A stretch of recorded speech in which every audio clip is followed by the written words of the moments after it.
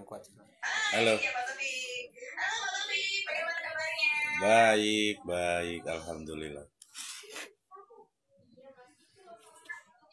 Kita beranjak ke sini. Kita akan menonton video terlebih dahulu dari Hot Battles Recycle Company dulu ya, Pak Tobi ya. Ya, Silakan siap. teman-teman yang bertugas. Mereka ambil. Mulai di sekolah dasar hingga sekolah menengah atas atau kejuruan.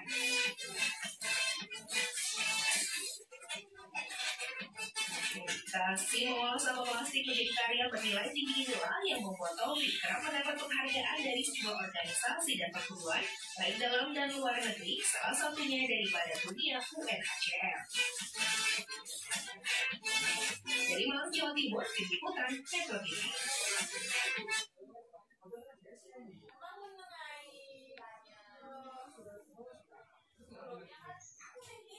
Nah, Mas sedikit cuplikan video dari Battles Company yang dimana foundernya adalah Pak Taufik, Pak ya. Jadi di sini sedikit dijelaskan teman-teman kalau Pak Taufik ini ternyata adalah dari Hot Battles Company Recycles. Kalau teman-teman bisa kepoin di Instagramnya ya namanya Hot Battles _Recycle Company.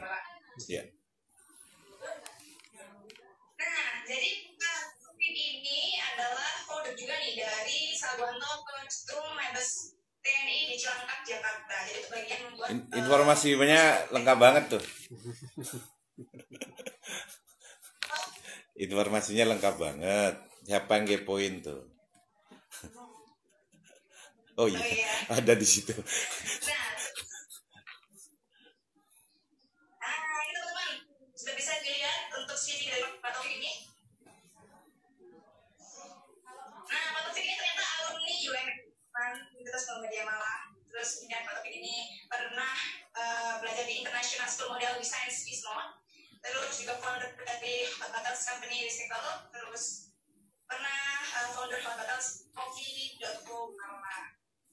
Nah, pencapaiannya ini pernah jadi monitoring di Festival Trainer Indonesia Jakarta atas UNHCR dan jadi Museum Recycle Innovation Hot Battles di Malang ya nih Pak ya? Ya, di Malang.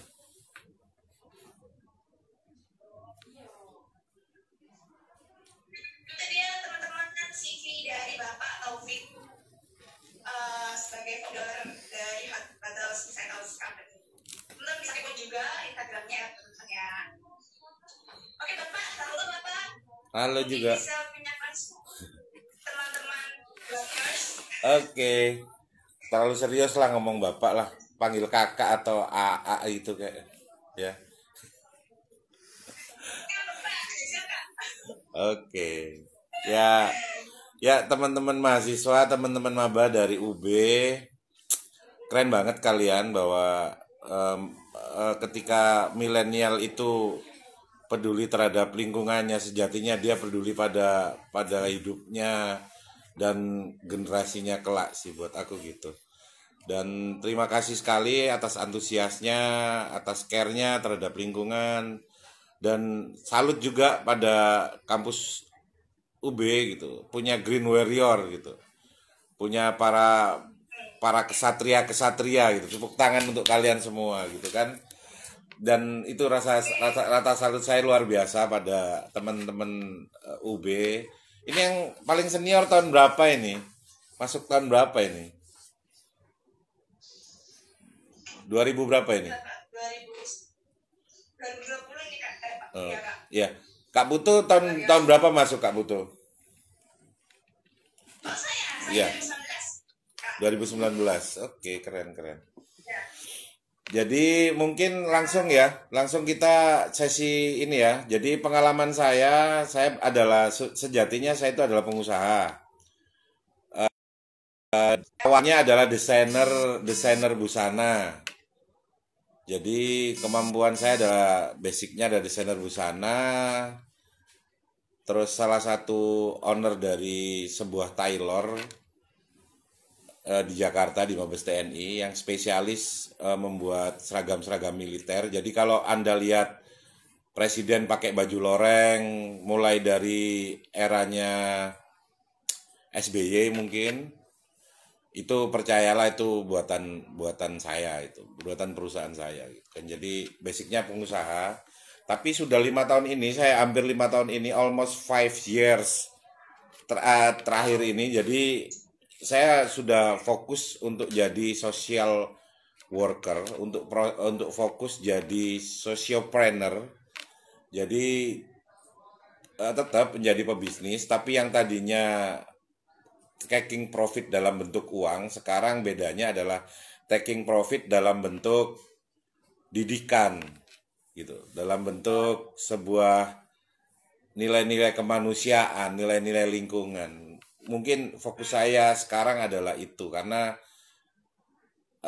ketika kita nanti mati itu kita tidak lagi ditanya perusahaan kita apa, kekayaan kita seberapa, itu malah nanti buat rebutan ahli waris gitu kan.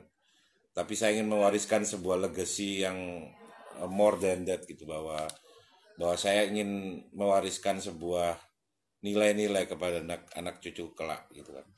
Dan salah satunya adalah jadi orang yang tidak hanya mengambil keuntungan dari secara keuntungan uang, tapi lebih penting dari itu adalah keuntungannya adalah mengambil bisa membagi didikan. Mungkin saya langsung masuk teori aja ya.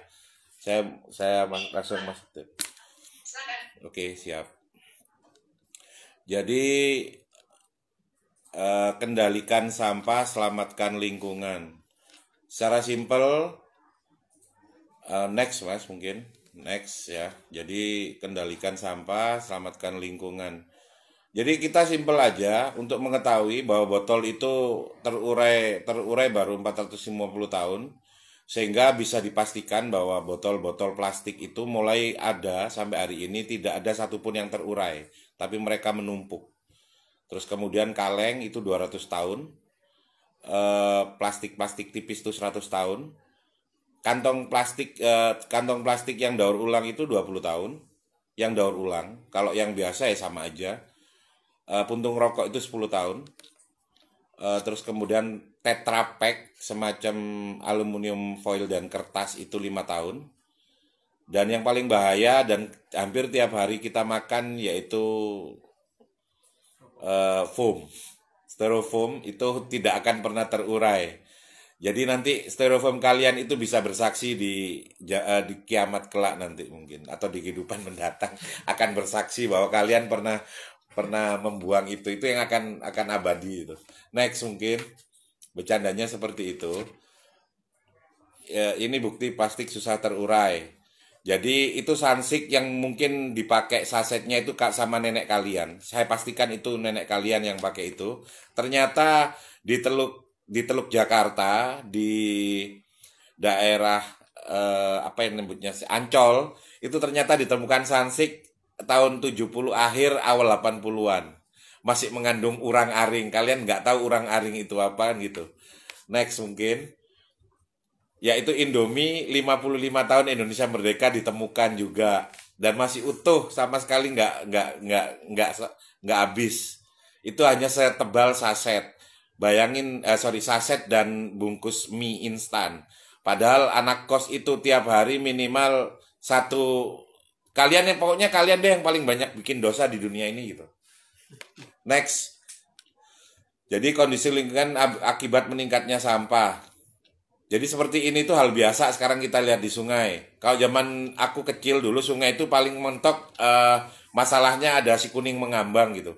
Kalau sekarang malah itu yang mengambang gitu kan. Dan itu lebih parah gitu. Next. Ya ini kejadian kalau nggak salah di Filipina. Ini sampai airnya sama sekali nggak kelihatan. Ini di Filipina. Aku nggak ngebayangin laut mereka ya ketika sungai mereka sudah seperti itu. Mungkin next.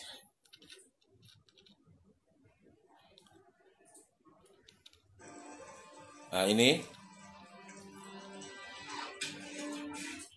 2015 6,3 juta metrik ton plastik itu dibuang. dan cuman 9% yang di recycle. Dan ini buat aku bahaya, dan di kemungkinan yang terjadi adalah tahun 2050 jumlah ikan di laut dan botol-botol plastik itu di lautan lebih banyak dari ikan di laut. Dan itu ngeri dan itu bahaya sekali. Next mungkin Mas ya.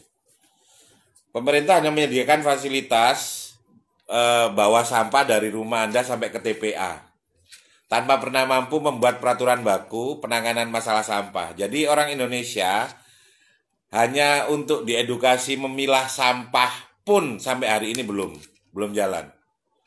Next. Tidak memiliki ketegasan kepada pengusaha penghasil sampah plastik demi alasan investasi. Lagi-lagi selalu investasi. Next. Solusi yang ada selama ini sebagian besar, bank sampah hanya mengumpulkan sampah, lalu di-store ke pengumpul sampah. Dinas Lingkungan Hidup hanya mengumpulkan sampah yang tidak dibuang pada tempatnya, lalu dipilah sesuai dengan jenisnya. Tapi lucunya oleh petugas sampah disatukan lagi sampahnya di tempat pembuangan akhir sampah di TPA. Lucu kan? Dan ini kenyataan terjadi. Next. Nah, ada yang ketawa bapak-bapak itu. Siapa sih sebenarnya biang polusi lingkungan? Next. Sama seperti kebanyakan dunia negara barat membuat senjata, negara Islam terorisnya, atau negara Islam tempat peperangan terjadi. Itu biasa kayak gitu idenya. Padahal mereka itu kejahatan luar biasa ketika mereka bicara sampah gitu. Mereka selalu punya standar ganda gitu. Next. Negara berkembang, polusi udara tinggi. Siapa yang punya pabriknya? Siapa pabrik tersebut ada untuk melayani siapa? Terus next, mobil penghasil polusi buatan siapa? Karena di Indonesia, buatan Indonesia pun sampai hari ini belum. Indonesia belum punya mobil yang buatan Indonesia. Jadi alhamdulillah sampai hari ini Indonesia tidak pernah jadi produsen mobil yang menjadi polusi lingkungan. Negara barat memang negara yang terbiasa ahli membuat standar ganda. Next. Jadi saya langsung tegas ngomong bahwa ini semua bencana lingkungan, ini semua bukan kearifan lokal kita. Saya jamin. Kakek nenek kita itu desainer Borobudur. Desainer Borobudur yang sampai hari ini teknologi terbaru sekalipun belum bisa tahu bagaimana membelah batu sepresisi itu gitu kan. Dan membuat bangunan sepresisi itu. Padahal zaman itu belum ada meteran, belum ada alat ukur infrared gitu kan. Tapi presisi gitu. Selain masalah diampas, ekspor sampah plastik terjadi di Indonesia. Jadi sekarang itu Indonesia adalah penghasil sampah plastik terbesar nomor 2 di dunia. Dan alhamdulillah sekarang insya Allah bisa jadi yang pertama di dunia. Next. Sampah dioksin. Next. Ya ini apa itu dioksin bisa disebutkan, mungkin bisa di-capture, terserah. Next. Nah, seperti ini dalam bentuk kertas, dan hebatnya sampai kemarin ada sampai pabrik tahu itu yang memakai itu gitu. Bagaimana pemuda mencegah hal itu? Saya ngomongnya kalian adalah green warrior, saya nyebutnya pemuda. Mengatasinya gimana? Next. Mengatasi hawa plastik di sekitar kita, take away. Jadi di Indonesia itu keren. Biaya untuk kora-kora, ngerti kora-kora nggak sih? Putu ini, kakak Putu ngerti ya kora-kora ya? Udah ngerti ya? Iya, cuci piring. Karena ya cuci piring.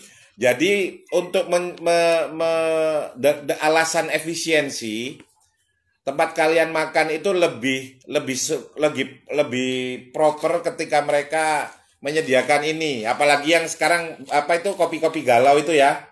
Kopi-kopi galau itu kalian lagi galau ngabisin segelas, 2 gelas. Itu lupa kalian kalau gelasnya itu kalian 3 kali minum, 3 kali buang sampah gelas ini, dan ini umurnya 450 tahun. Seperti ini. Nah ini, ini lebih jahat dari itu tadi semua. Karena sekarang warung terkecil pun itu sekarang semua nggak mau istilahnya cuci piring, cuci alat makannya nggak mau. Alasan efisiensi. Itu kalau di anak kos. Dan itu musuh kalian. Dan bagaimana kalian dengan alat sederhana itu harus bisa merecycle itu. Keren tadi ngomong 5R, tapi buat saya Anda ngomong 5R, tapi kenyataannya Anda tiap hari adalah tukang menghasilkan itu semua. Food grade itu, kemasan take away food grade. Next. Di Hot Battle, 3R atau 5R tadi adalah startup wirausaha yang biasa kami sebut making money from zero. Reduce, reuse, recycle, atau kita nyebutnya lebih canggih lagi, upcycle. Jadi bagaimana bahan-bahan ini semua, itu anggap semuanya, mindset kita itu adalah raw material atau material mentah. Next. Saya memulai dengan memulung sampah lalu menjadikan tempat jemuran di rumah saya sebagai workshop. Itu jemuran. Dan sampai sekarang nyonya saya enek mungkin karena sebagian rumah saya itu adalah tempat sampah. Sampah yang saya ambil dari tetangga-tetangga saya, dari yang terdekat dengan lingkungan saya. Jadi kalau Anda nyari di rumah saya nggak bakalan nemu sampah-sampah plastik. Anda akan sia-sia kalau ke rumah saya karena semuanya di recycle. Dan di rumah kami tidak ada yang memakai, justru saya merecycle sampah-sampah tetangga-tetangga saya di perumahan saya. Next. Itu. Next mungkin. Nah, tuh, saya benar-benar memulung. Apakah di sini ada yang berani memulung ketika Anda ngomong 5R, ketika Anda ngomong lingkungan, ketika saya yakin belum ya, belum ada yang berani memulung ya. Kalau ada boleh daftar. Saya ajak memulung kalau malam minggu biar kalian tahu teman-teman sebaya kalian tuh kelakuannya bagaimana. Tiap hari mereka itu sampah itu buat mereka ya tetap aja biasa aja gitu. Dianggap nggak ada beban sama sekali gitu. Ayo mendaur ulang sampah single use dengan alat sederhana. Jadi ini percayalah ini hanya dari 2 buah botol pulpy orange. Jadi itu. Next. Itu dari 1 buah pulpy orange jadi itu. Itu hanya dari 1 buah botol pulpy orange. Kira-kira laku nggak itu dijual? Saya mau nanya. Kak Putu? Ya. Laku nggak itu dijual? Ya mungkin laku sih Kak. Mungkin laku ya. Oke, next. Ketika Anda masih ngomong mungkin, saya sudah masuk ke sebuah tabloid otomotif. Mereka membahas bahwa replika pelopor tren modif diecast botol plastik Malangan. Jadi ketika Anda ngomong mungkin laku sih Kak, Anda baru ngomong itu, saya sudah masuk ke media itu. Next. Dan percayalah, sudah dijual sampai ke situ. Itu ada jejak digitalnya. Anda baru ngomong mungkin sih Kak, kan gitu ya. Saya sudah membuktikan itu. Next. Makin jauh ekspornya. Jadi pernah saya jual ke Amerika sama ke Rusia, bahkan Kanada. Next. Hot Battle tembus Amerika hingga Rusia. Kenapa kok nggak tahu ya Kak ya? Kenapa baru nyadar ya kalau ada museum daur ulang sampah di Malang? Karena saya nggak sedang lagi nyalonin presiden atau nggak sedang jadi anggota DPR pengennya. Jadi saya nggak perlu untuk semua di ini. Kok nggak memutar ya? Ada seorang pria di Malang yang berhasil mengolah sampah plastik menjadi karya seni daur ulang yang mampu menembus pasar mancanegara. Ide ini berawal dari kritikan sang anak terhadap pengendara mobil yang membuang sampah botol Ya, plastik. agak sedikit trouble yang nggak jalan ya. Next mungkin. Ada yang nggak jalan. Di Malang seorang warga kreasikan sampah. Next.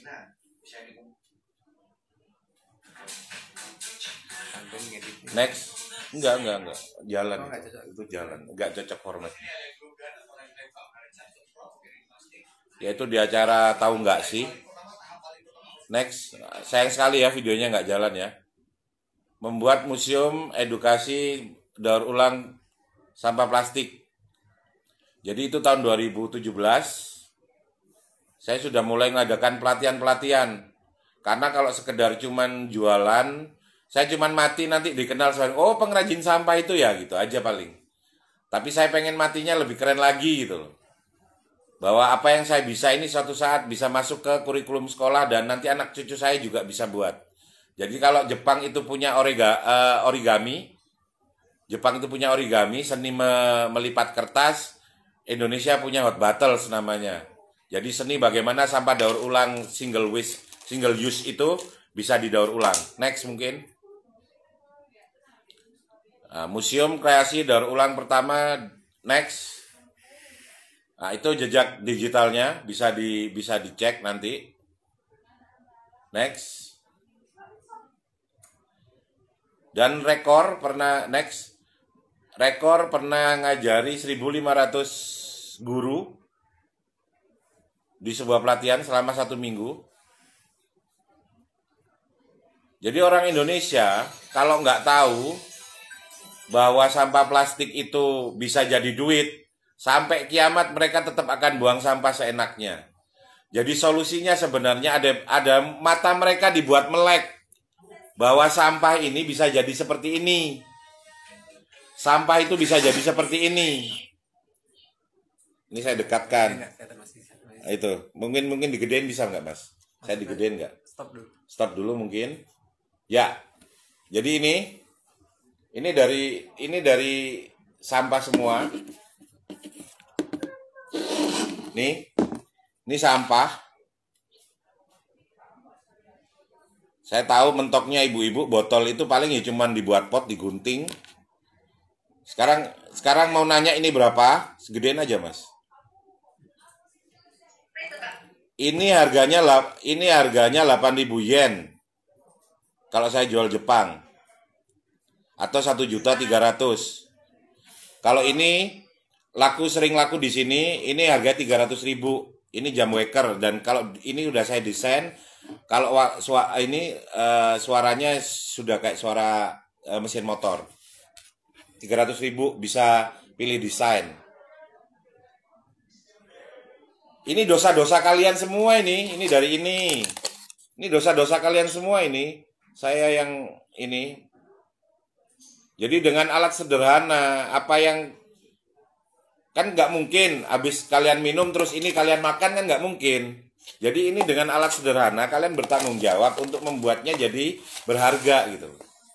Jadi di tengah kalian baru ngomong 5R, saya sudah ini yang saya lakukan gitu loh. Tinggal ini harus kita duplikasi supaya yang saya lakukan ini tidak hilang begitu saja gitu loh. Ditelan bumi, ditelan kenangan kalian gitu kan. Iya.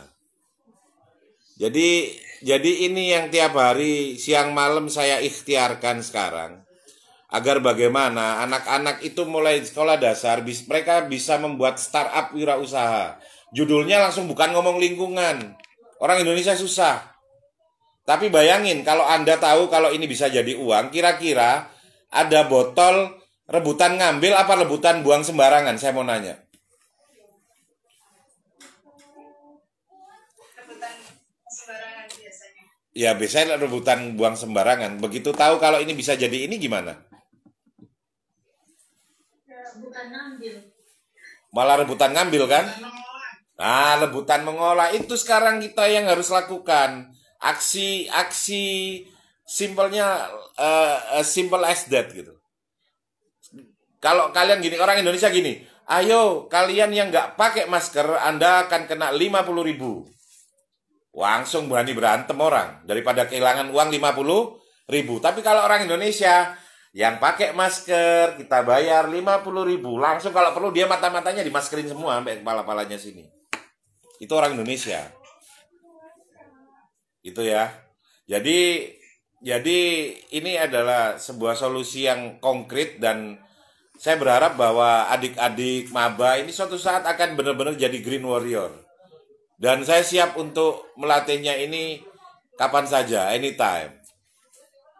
Next mungkin. Sayang sekali ya video nggak ada yang bisa jalan ya.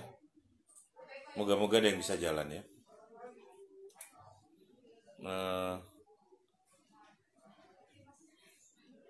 Ya coba itu. Coba ya itu. Mau nggak muter? Nggak mau jalan ya, kenapa ya?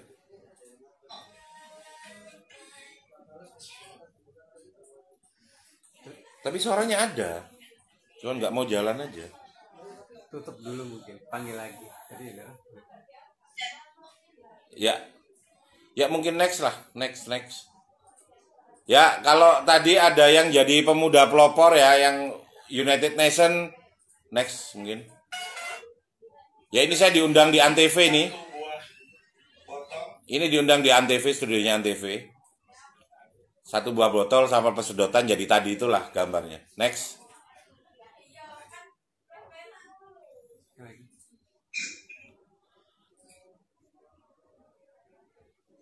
Oke, saya social workernya United Nation. Di sini ada pemuda pelopornya PBB tadi ya. Siapa tadi? Sama loh, pemulung ini juga sama. Iya, pemulung ini juga sama loh. Bagian dari United Nation sama. Mantap, Kak. Oke, siap. Next. Sertifikatnya tak fotoin, takut ntar dibikin ngarang aku. Next. Ya itu, Indonesian Volunteer Share Art and Way to Protect the Environment with Refugees. Next. Itu museumnya. Next. Biarin nggak apa suaranya aja lah. Next. Sayang banget ya, nggak bisa tayang ya. Ya ini desainnya, coba bisa mau di food apa bisa menginjalan? Nggak, itu nggak bisa ya, beda format ya.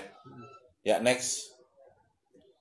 Sayang sekali, untung aku bawa realnya tadi. Tadi cerita tentang Bob Novandi, ya bagaimana mengubah botol plastik bekas. Gak apa-apa, gedein aja. nggak ada gambarnya. Gak apa-apa, kan ada suaranya. Ada suaranya, balik aja mas, balik mas. Ya suaranya kan bisa ya. Tadi cerita tentang Bob Ada suaranya, tapi gambarnya. Ya nggak apa-apa lah. Sabar lah, penting dengar suaranya ya. bekas menjadi barang-barang yang fungsional dan punya nilai ekonomis, sesuatu yang kreatif tentu saja. Tahu suaranya siapa itu? Saya masih mengundang seorang pemulung. Pemulung ini lebih tepatnya mungkin seperti Bob Novandi, seperti tukang sulap, mampu mengubah barang-barang bekas, terutama berbahan plastik, untuk menjadi barang koleksi.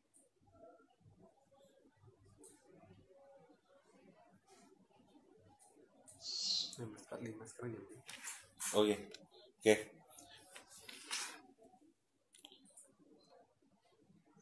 2 menit lagi. Ya itu tadi di acara Kick Andy. Ya ini ada fotonya deh, untung ada ini. Ini fotonya museumnya. Ada fotonya beberapa karya. Next mungkin. Next. Ya, gimana? Next saja mas. Enggak.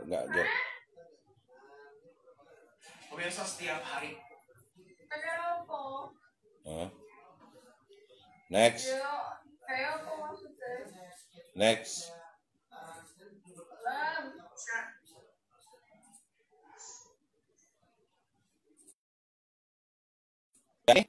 Ya ini anak saya, jadi next mas mungkin. Ya jadi anak saya kelas saat itu kelas 3 sama kelas 5 SD sudah bisa buat gitu.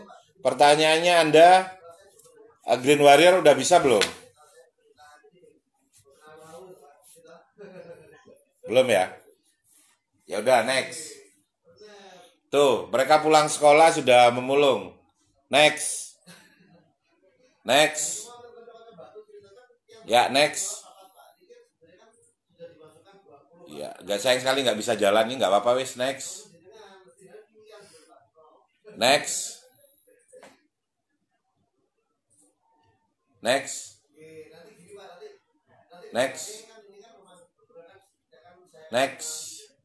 Mungkin habis ya, sampai habis ya. Next try mas, jalan mas. Videonya nggak bisa jalan. Next.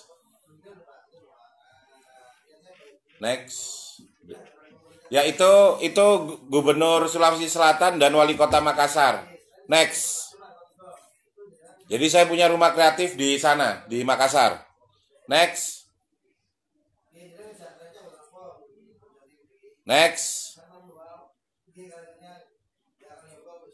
Ya, sampel produknya itu ada. Next. Next. Jalan aja. Ya, itu semua dari sampah. Kira-kira laku nggak dijual kakak? Halo, Kak Putu. Kak Nilu. Nilu Putu. Laku nggak kira-kira dijual? Next. Next. Next. Next. Next. Next. Next.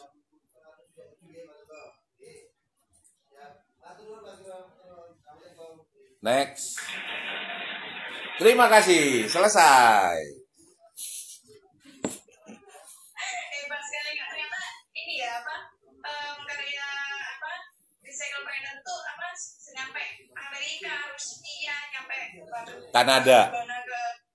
Sampai pernah aku jamin di sini nggak ada yang tahu RDC, Republik Demokratik Kongo, nggak ada tahu, dan aku udah kirim ke sana. Pak Ismail bocor. Ini Pak langsung aja lah ya, langsung ke pertanyaan. Monggo, bebas, bebas, bebas. Oke, foto bapaknya ya. Oke. Tanya ke bapaknya. Monggo. Ada yang mau bertanya? Tiga pertanyaan. Pertanyaan pertama. Halo. Halo juga kakak, namanya Bunga pasti ini. Halo, ya. Siapa tadi yang mau bertanya? Oke, perkenalkan saya Siva. Saya ingin bertanya dari sisi marketing mungkin ya Kak. Mungkin dari awal kamu mulai buat Hot Bottles ini mungkin dengan cara menjualnya dari orang ke orang gitu kan mungkin. Nah sampai akhirnya bisa melanglang buana ke luar negeri kayak gitu. Nah dari sisi marketing itu bagaimana sih Kak? Terus tentang ekspor yang tadi itu apakah pengirimannya juga masih memakai kayak plastik atau gitu? Makasih. Ya pertama semuanya nggak langsung jadi bagus kayak gitu. Percayalah yang aku ajarkan ke anakku tadi itu sebenarnya itu hasil dari ratusan bahkan ribuan kali salah. Nggak langsung tiba-tiba botol langsung jadi enggak lah. Karena pertama kali aku buat ketika itu apa namanya, aku tanyakan niatku sih bikin motor kayak gini, niatnya sih di pikiran gitu. Tapi pas aku tanya anakku jadi apa? Jadi kata anakku kayak ini, telepon. Jadi sama sekali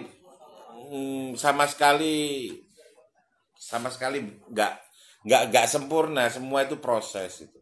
Tapi sekarang percayalah kalau ikut pelatihanku 2 jam bisa lah, langsung bisa buat produk gitu.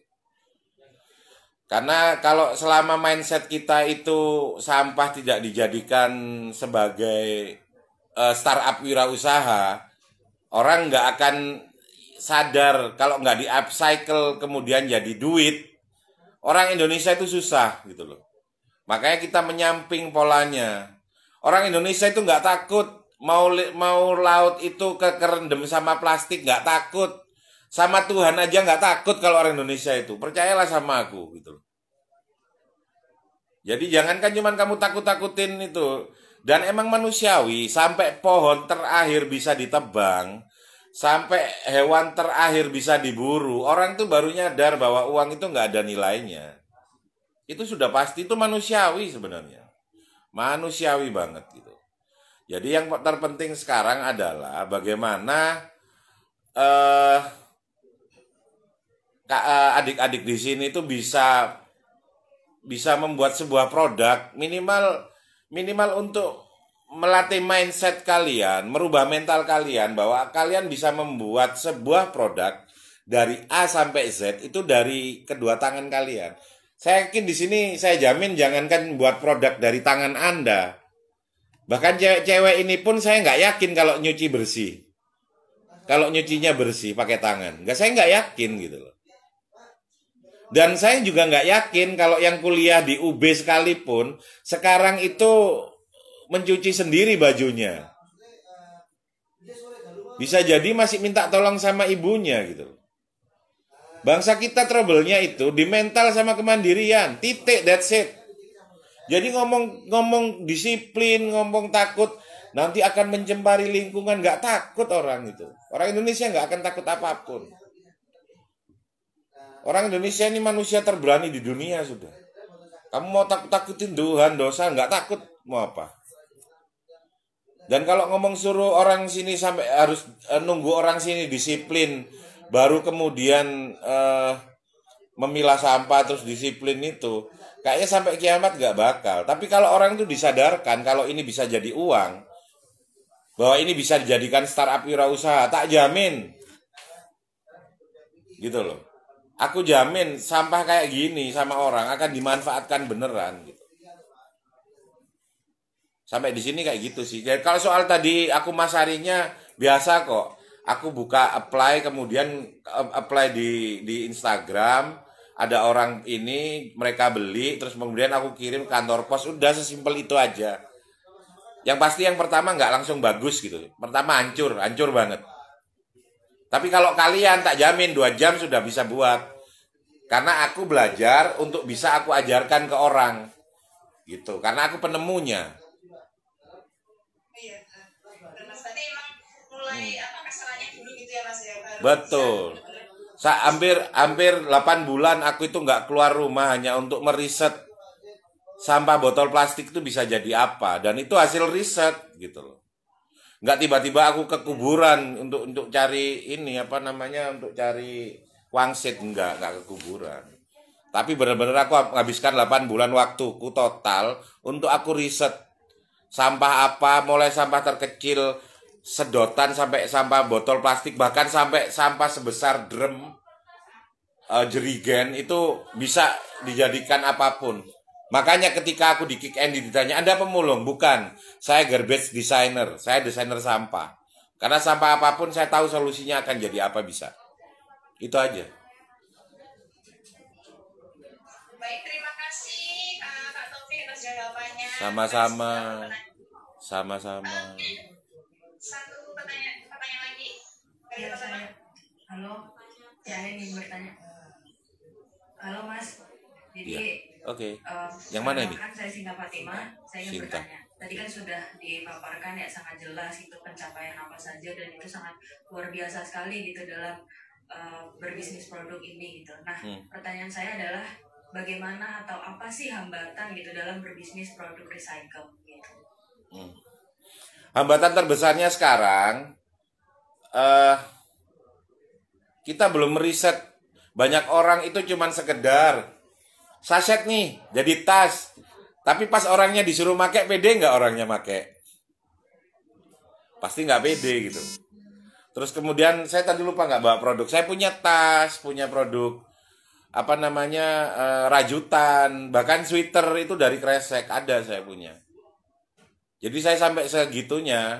Dan saya beberapa adik-adik dari kampus-kampus internasional, saya bantu buat startup bagaimana mereka bermodal seperti kresek, itu bisa dijadikan sebuah produk gitu, produk fashion.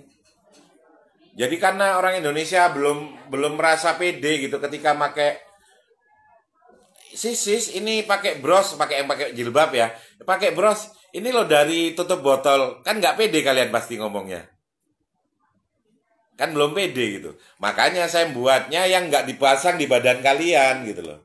Sementara ini saya memproduksi sesuatu yang ditaruh di tembok gitu kan, ditaruh di tembok, ini ditaruh di yang nggak kalian kenakan, padahal banyak loh desain-desain yang bisa dikenakan. Contohnya buat dompet itu dari ban dalem mobil atau motor itu bisa di upcycle, lebih kuat dari kulit, lebih kuat ikat pinggang dari ban dalem, dari ban itu jauh lebih kuat. Cuman permasalahannya kan masih belum di-create, belum di riset secara bagus gitu loh. Secara fashionable belum. Dan kita masih malu kalau ngomong itu barang bekas gitu loh.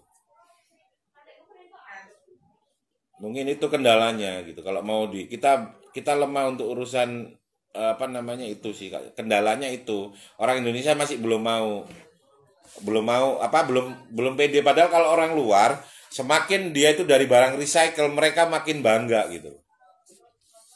Mereka makin bangga dan harganya produk-produk recycle itu 3 kali sampai 4 kali lipat itu lebih mahal daripada produk yang dari raw materialnya itu baru. Itu sih. Aku juga pernah lihat itu kan Balenciaga itu udah mulai jualan anting dari sedotan atau Balenciaga itu produk yang dikenal. Iya.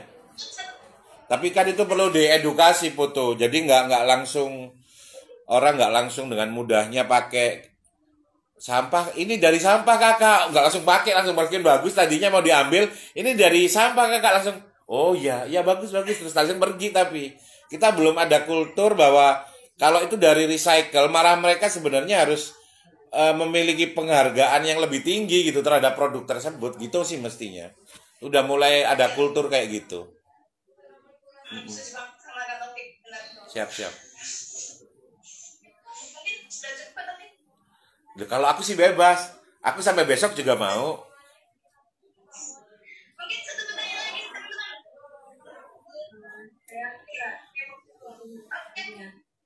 ya silakan.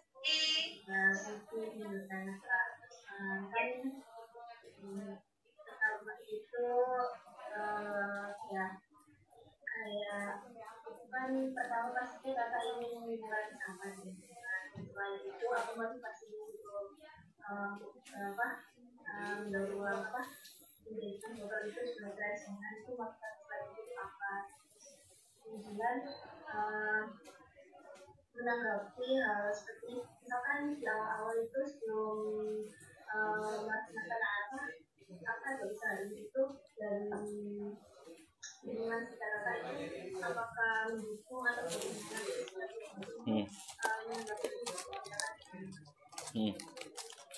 Kalau di awal bahkan keluarga saya sendiri, keluarga besar saya itu nganggap saya itu sinting, gila.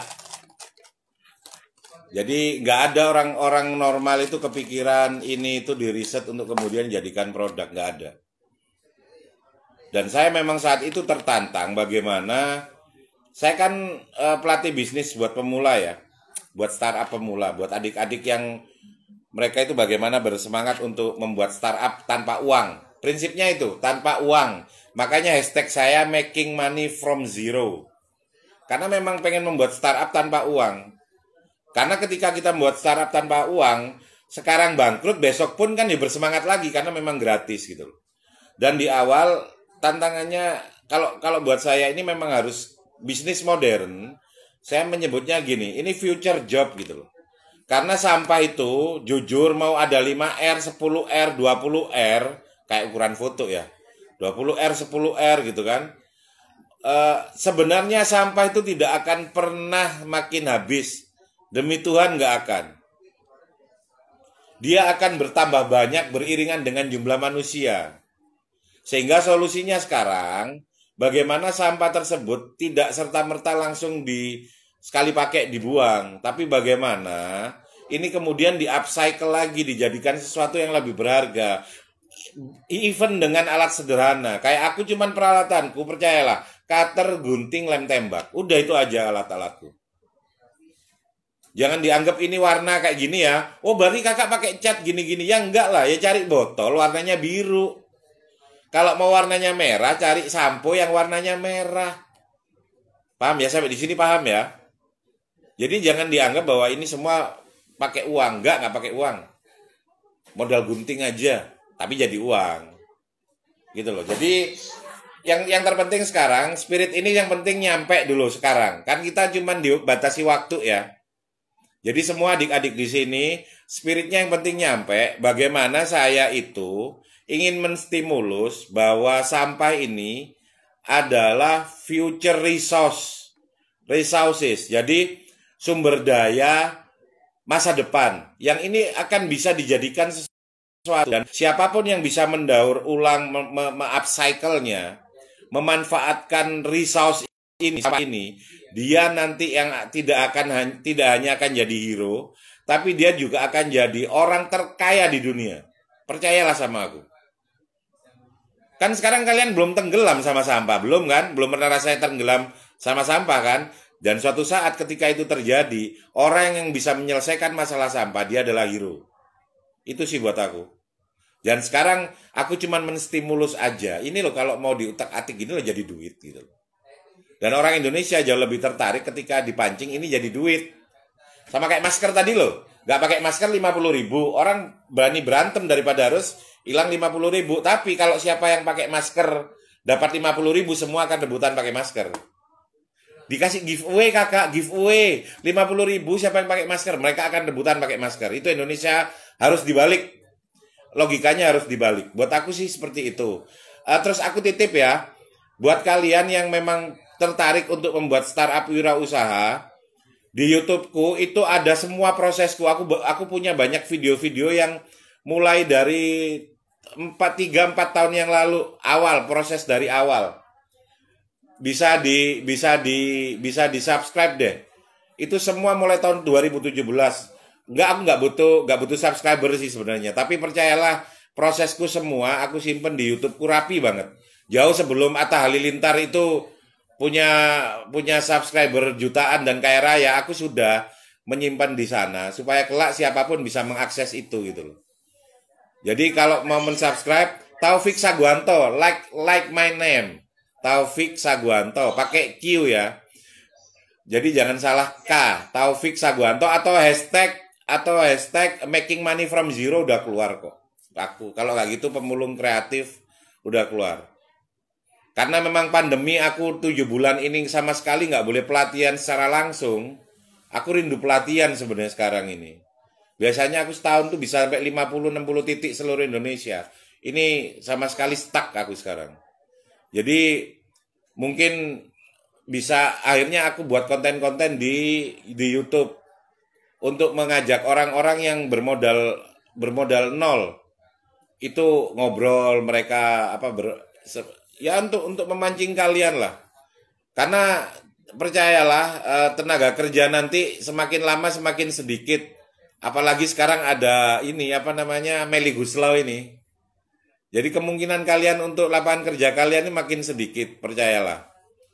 Sehingga nanti ketika kalian semua lulus, setelah jadi sarjana, fresh graduate, kalian harus ready untuk membuat lapangan pekerjaan. Buat aku seperti itu tantangannya ke depan.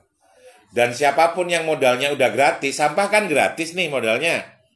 Dia pasti akan, selain jadi hero, dia pasti akan kaya raya. Percayalah. Mungkin itu. Oke. Terima kasih Kak Taufik atas jawabannya. Oke, siap. Satu lagi aku mungkin titip pesan ya. Pesan sponsor. Jadi nanti kalau memang teman-teman ada pelatihan atau apa, doakan nanti kalau udah pandemi selesai, kita bisa menggunakan fasilitas yang persis seperti saya gunakan sekarang. Ini di EJSC, jadi East Java Super Corridor di Malang, Jalan Simpang Ijen. Jadi di kantor Bakorwil ini difasilitasi co-working space, tempat yang keren ini untuk membuat konten-konten kreatif gitu kan. Tempatnya kayak gini. Percayalah ini bukan di rumah saya, ini di EJSC.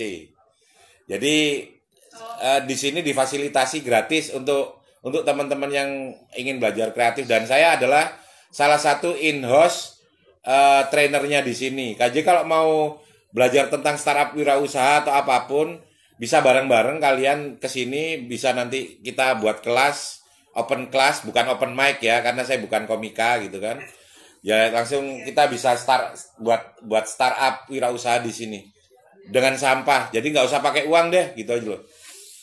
Mungkin solusinya kayak gitu. Jangan lupa ya, nanti di semua video saya rapi mulai tahun 2016, 2017 ada di Taufik Saguanto channel.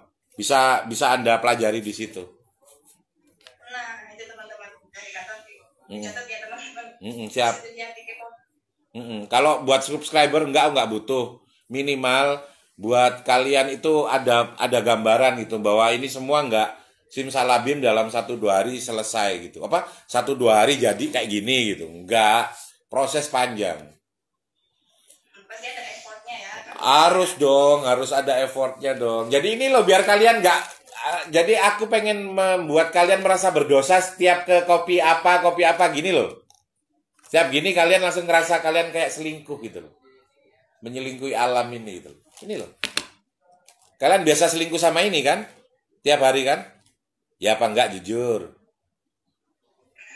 Belinya pakai tumbler atau masih pakai ini, langsung ini. Apa bawa tumbler? Mungkin masih jarang ya. Ya sudah, dimulai. Kita mulai. Itu aja pesanku sih. Terima kasih Kak Taufik. Sama-sama. Sama-sama, Dek. Jangan kapok-kapok ngundang aku ya.